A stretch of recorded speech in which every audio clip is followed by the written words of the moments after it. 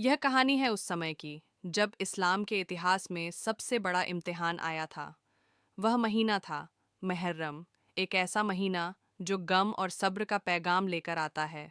हर साल जब चांद मुहर्रम का नजर आता है तो लाखों मुसलमानों के दिल में करबला की याद ताज़ा हो जाती है। रसूल के बाद इस्लाम की रहनुमाई हज़रत अली रज़ियल्लाहु के हाथों में आई। अली के दो बेटे थे, हसन और हुसैन। दोनों ही रसूल के नवासे थे। हसन ने सुलह और अमन को चुना, लेकिन जब यजीद ने जुल्म और ताकत से इस्लाम पर कब्जा करना चाहा, तो हज़रत इमाम हुसैन रजीमेंट ने खड़े होकर कहा, मैं जुल्म के आगे सिर नहीं झुकाऊंगा। हुसैन अपने घर वालों और साथियों के साथ मदीना से कूफा की तरफ चले। रास्ते में लोगों ने कहा, यजीद बहुत ताकतवर है, वहाँ जाना खतरे से खाली नहीं। मगर हुसैन ने कहा, मेरा मकसद हुकूमत नहीं बल्कि हक को जिंदा रखना है। जब वो करबला पहुंचे तो यजीद की फौज ने उन्हें वहां रोक लिया। न पानी दिया न खाना। बच्चे प्यास से बिलख रहे थे, लेकिन हुसैन का सब्र अटूट था। 10 मुहर्रम का दिन था, जिसे आज हम आशूरा कहते हैं। सूरज की तपिश और बच्चों की प्यास, फिर भी हुसैन के लबों पर अल्हम्दुलिल्लाह था। एक एक कर उनके साथी शहीद हुए। अली अकबर, अब्बास, कासिम, यहाँ तक कि छोटे अली असगर तक को यजीद की फौज ने नहीं बख्शा।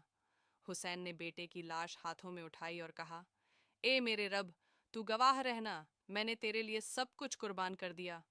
आखिर में हुसैन खुद भी मैदान में उतरे। तलवारों और भालों के बीच भी उनके होंठों पर ला इलाहा इल्लल्लाह था। वो शहीद हुए, मगर इस्लाम को जिंदा कर गए। उनकी बहन बीबी ज़ैनब ने सब्र का ऐसा पैगाम दिया जो आज तक मिसाल है।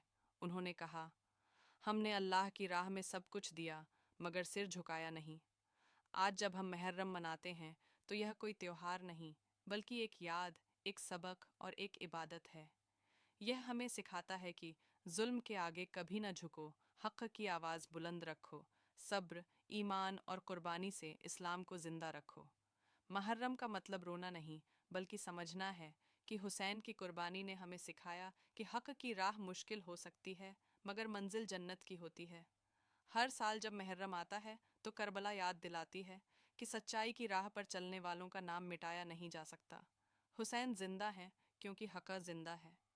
मुहर्रम हमें यह सिखाता है कि इस्लाम की असली ताकत तलवार में नहीं, सब्र और ईमान में है।